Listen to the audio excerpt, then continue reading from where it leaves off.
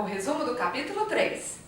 Até aqui, já vimos que a comunicação é o veículo pelo qual nos relacionamos com o meio externo e que ela possui elementos verbais e não verbais, que ela acontece através de vários níveis da nossa personalidade e se baseia em alguns pressupostos importantes. Entendemos que o feedback é um mecanismo circular através do qual recebemos uma resposta ou reação à nossa ação ou comunicação e assim calculamos a nossa próxima interação.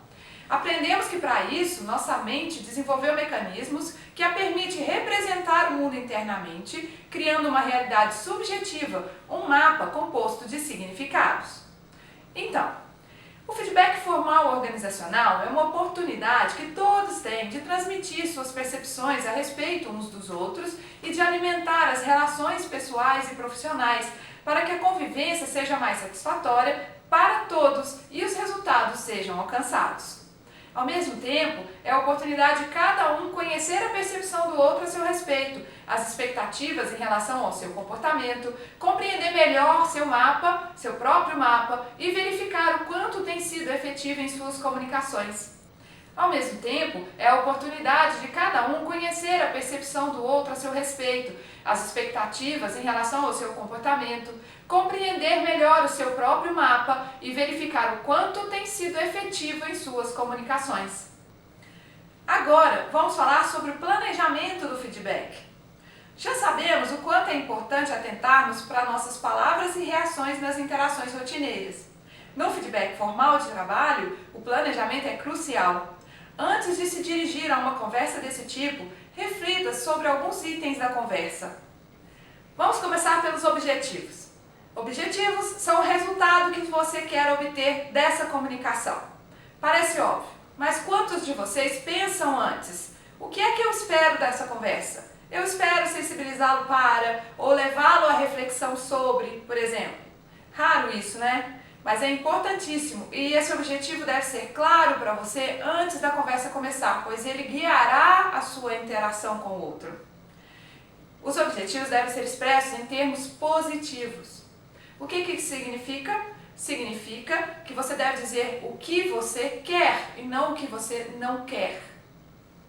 E eles também devem ser factíveis, ou seja, a pessoa deve poder realizá-los. Avalie as capacidades daquela pessoa, o seu potencial e a abertura para o novo quando estiver definindo suas expectativas sobre ela e escrevendo os seus objetivos da conversa. O próximo item são as evidências. São sinais do caminho, tanto do que já aconteceu quanto do que queremos que aconteça. Expor essas evidências pode evitar o retrocesso, transmitir segurança e orientar com clareza o caminho a ser seguido até o resultado. E o terceiro item é a verificação. Verifique e liste as consequências e possíveis efeitos colaterais do sucesso desse objetivo no contexto em questão para ambos. Esse passo é importante para que possamos checar se o alcance de um resultado não vai trazer efeitos colaterais indesejados. Muito bem, vamos passar para a sugestão da estrutura do feedback. Entenda que existem várias estruturas possíveis do feedback. Essa é apenas uma sugestão. Muitas pessoas já desenvolveram a habilidade de dar feedbacks eficientes e possuem um modo próprio que podem respeitar e apenas aproveitar essa experiência. Nesse caso, agregue aquilo que considerar uma contribuição ao seu modelo próprio. Aqui, eu quero sugerir que vocês adquiram o hábito de anotar os acontecimentos, suas observações, o contexto e a data dos fatos à medida que acontecem, para facilitar uma abordagem bem específica e delimitada. A estrutura que sugerimos chama-se feedback sanduíche. Ele é chamado assim porque possui 3 fases, a primeira positiva, a segunda com os pontos de melhoria e, finalmente, a terceira fase, que também é positiva. A primeira fase, a primeira positiva, é aquela em que você lista coisas que você admira no comportamento da pessoa e evidencia quais os efeitos positivos desse comportamento. Essa especificação, essa evidência deve ser bem específica. Afirmações do tipo, você é bom, são muito vagas. Sou bom em quê? Sou bom quando? Bom como? Você é bom em planejamento e por isso você consegue sempre estar dentro daquilo que nós esperamos em termos de produtividade? Isso é bem específico.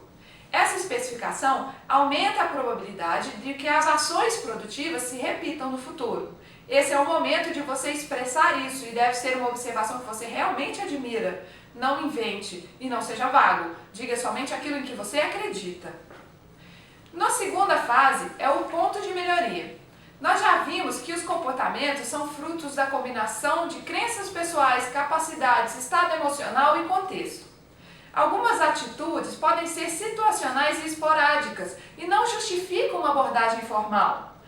Assegure-se de que no feedback formal você abordará comportamentos que se repetem em vários momentos, que chamamos de padrões, e que trazem algum efeito nocivo para o trabalho, para o clima organizacional ou para a eficiência da equipe. Efeito esse que você é capaz de comprovar. Para isso, você pode seguir o roteiro MARCA, que significa momento, ação, reação, consequência e alternativa.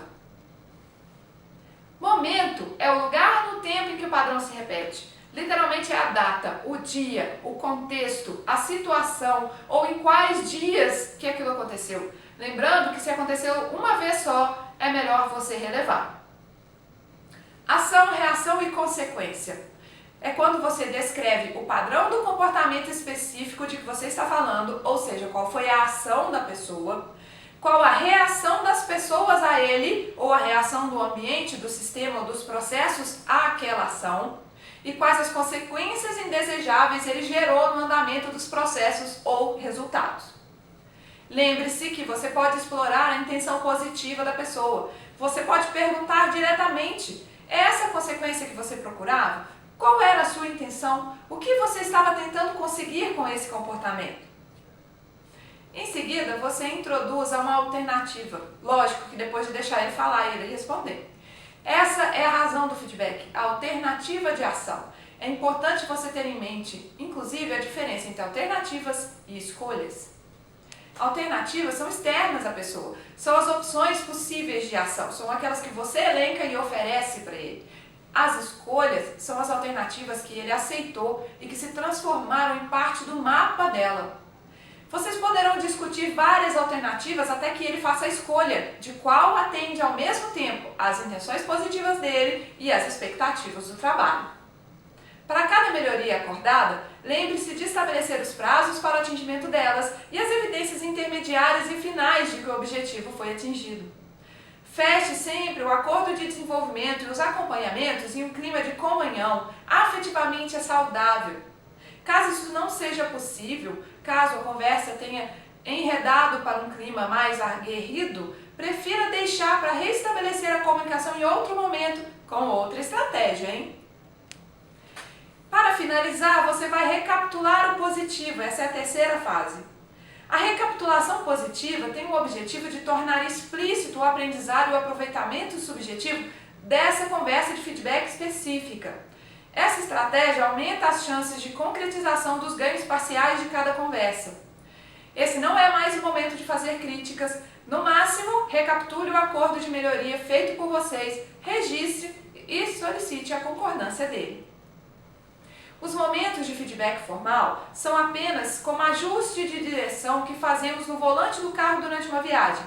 O aprendizado obtido no momento da conversa facilita o processo de desenvolvimento e de gestão, esclarecendo as diretrizes e os pontos obscuros e eliminando barreiras e bloqueios. Mas o objetivo final é maior e mais amplo que isso e depende do acompanhamento durante todo o ano e do incentivo e ajustes dos feedbacks frequentes. Dito isso, finalizamos a estrutura do feedback sanduíche. Além dos momentos formais de feedback, saiba que os comportamentos positivos tendem a se manter e se repetir quando o retorno é dado imediatamente após acontecerem no dia a dia. Isso informa as pessoas que elas são notadas, que as suas atitudes fazem diferença. O reconhecimento rotineiro das melhores habilidades das pessoas as motiva a continuar se esforçando. Portanto, você pode dar um feedback positivo sempre que alguma ação ou comportamento der resultado positivo ou for algo que você queira estimular como exemplo para o restante do grupo. E durante as reuniões de feedback formal, você pode aproveitar para recapitulá-las e reforçá-las. Você deve ter notado que o planejamento e a estrutura do feedback não possuem muito segredo. As variáveis que realmente fazem diferença na qualidade e na sustentabilidade do resultado obtido nessas conversas, tanto nos momentos formais da gestão de desempenho, quanto no exercício cotidiano da liderança, são aquelas sobre as quais falamos no capítulo 1 e 2, que são os fundamentos e o tempero do seu sanduíche. Para esse capítulo isso é tudo. Nos encontraremos novamente no vídeo resumo do capítulo 4, quando falaremos sobre algumas dicas de linguagem que podem produzir resultados surpreendentes. Até lá!